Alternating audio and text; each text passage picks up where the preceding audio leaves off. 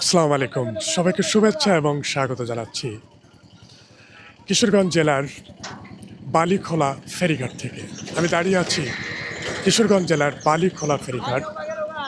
কিশোরগঞ্জ জেলার যে করিমগঞ্জ উপজেলা, সে করিমগঞ্জ উপজেলা থেকে আরও প্রায় 10 কিলোমিটার পূর্বে এই বালুখোলা ফেরিঘাট।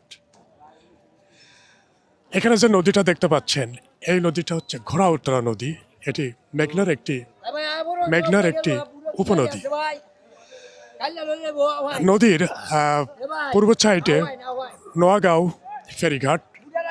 নোয়াগাঁও ফেরিঘাট থেকে 7 কিলোমিটার যে ঘোড়াদিঘি ইউনিয়ন পরিষদের উপর দিয়ে চলে গেছে মিঠামইন উপজেলা। মিঠামইন থেকে ইটনা, অষ্টগ্রাম, বিভিন্ন উপজেলা যাওয়ার পথ এটাই। সেই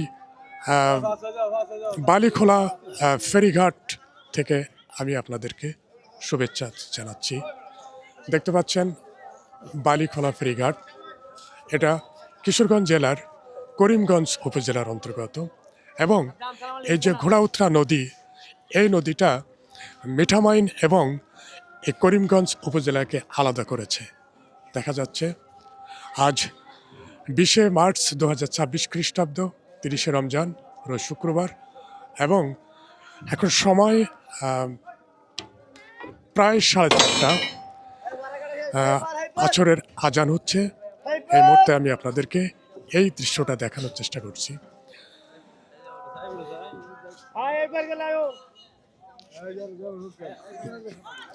বালিখোলা ফেরিঘাট থেকে সবাইকে ধন্যবাদ জানিয়ে, সবার প্রতি শুভকামনা জানিয়ে আপাতত বিদায় নিচ্ছি। সবাই ভালো থাকেন, সুস্থ থাকেন এই কামনায়।